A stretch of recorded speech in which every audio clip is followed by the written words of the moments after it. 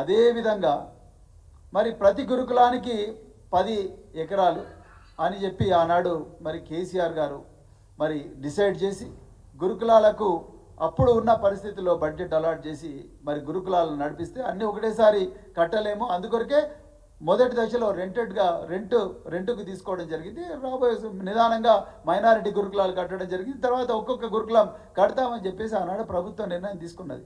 మొన్న మీరే బట్టి విక్రమార్క గారు అన్నారు, ఏమన్నారు, 1023 గురుకులాల్లో 662 గురుకులాలకు పక్కా భవనాలు లేవని నిన్నగాక మొన్న మీరు ప్రెస్ మీట్లో చెప్పిండ్రు.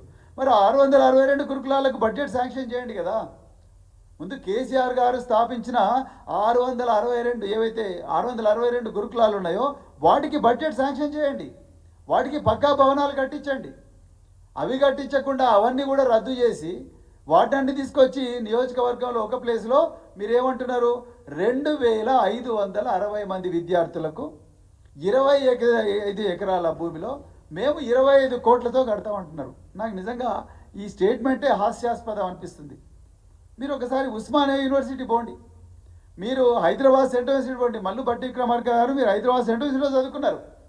మరి హైదరాబాద్ సెంట్రల్ యూనివర్సిటీలో చదువుకుంటున్న విద్యార్థులందరికీ కూడా ఒకటే మెస్ ఉన్నదా, ఒకటే హాస్టల్ ఉన్నదా? లేదు. స్కూల్కి ఒక హాస్టల్ ఉన్నది, అక్కడ స్కూల్కి ఒక డార్మెటరీ ఉన్నది.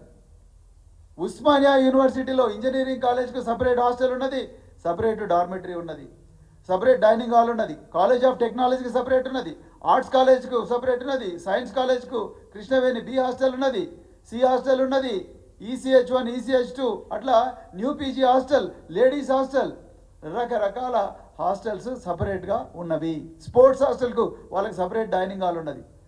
అందరినీ కలిపి 10,000 మంది విద్యార్థులు కలిపి ఒకటే డైనింగ్ హాల్ ఎక్కడైనా పెట్టంగా చూసినరా మీరు? ఎందుకు ఈ పిల్లలతో ఆడుకుంటున్నారు మీరు?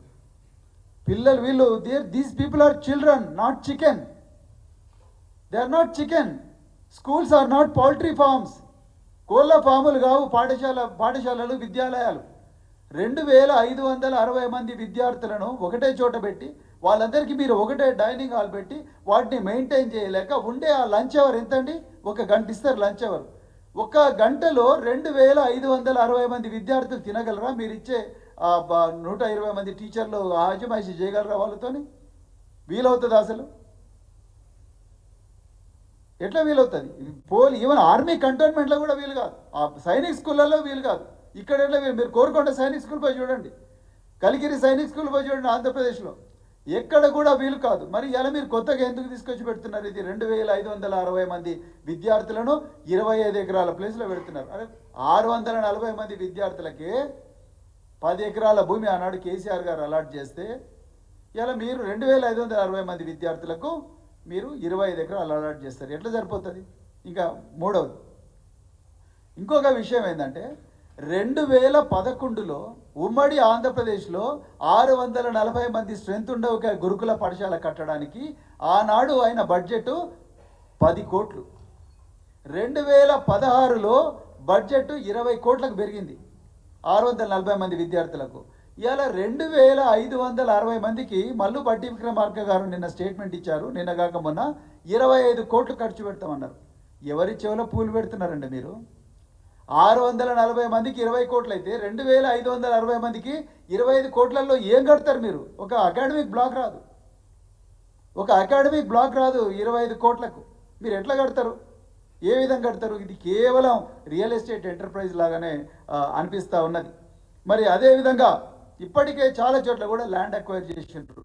మరి దాని సంగతి ఏంటి అది చెప్పాలి. అదేవిధంగా మిగతా గురుకుల పాఠశాల, మిగతా సొసైటీస్ ఏవైతున్నాయో ఆ సొసైటీస్ భవితవ్యం ఏంది? వాటిని రద్దు చేస్తారా?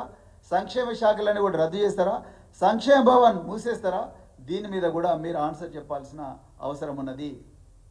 మీకు నిజంగా సమీకృత గురుకులాలు అంటే ఆల్రెడీ సమీకృత గురుకులాలు ఎడ్యుకేషన్ డిపార్ట్మెంట్ కింద ఉన్నాయి కదా. TREAS అని ఒక సొసైటీ ఉన్నది, దాని కింద 30 స్కూల్స్ ఉన్నాయి. దాని సంఖ్య పెంచండి.